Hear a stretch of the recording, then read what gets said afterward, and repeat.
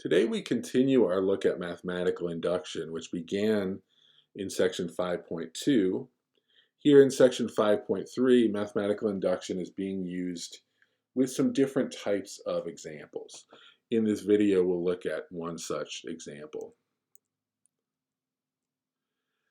So we're going to look at exercise 8 in section 5.3, which asks us to prove the following statement.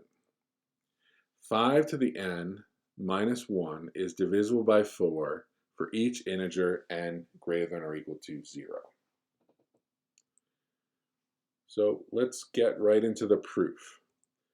For the purpose of this proof, we're going to let p of n be the statement that 5 to the n minus 1 is divisible by 4. We're going to show that p of n is true for integers n greater than or equal to 0 using this technique of mathematical induction. So as with any proof by induction, we're going to start with our basis step. In this case, the basis step would require us to show that p of 0 is true. Okay? And p of 0 is true in this case because 5 to the 0 minus 1 is 0, and 0 is divisible by 4.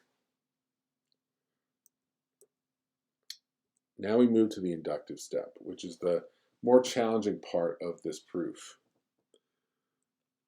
So suppose k is any integer with k greater than or equal to 0, such that 5 to the k minus 1 is divisible by 4. We need to show that the same would also be true for 5 to the k plus 1 minus 1.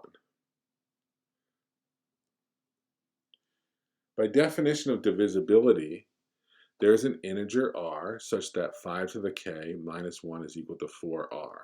That's what it means to be divisible by 4. So let's take a look at this algebra. And remember that as we go through these algebraic steps, we know what we want to end up with.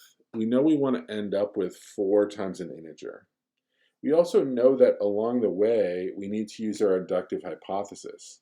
That is, we need to use the fact that 5 to the k minus 1 is a multiple of 4. So we begin with this 5 to the k plus 1 minus 1. We rewrite that using a rule of exponents. In this second step, notice we subtract 5 and then we add 5, which is a net change of 0. We're doing that to set the stage for using our inductive hypothesis. And as we get to the very end of this algebra, we do indeed have 4 times 5r plus 1. And 5r plus 1 is an integer. Let's understand why that is.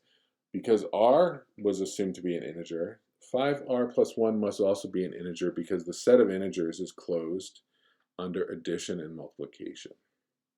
So by definition of divisibility, we've shown that 5 to the k plus 1 minus 1 is divisible by 4.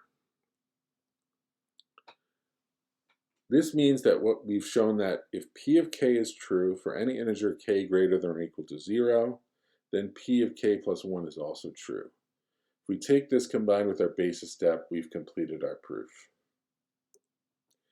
In the next video, we're going to look at strong mathematical induction. This is a variation or generalization of the technique of mathematical induction, which can be applied to some types of statements that ordinary mathematical induction would not be sufficient to handle. Thanks for watching.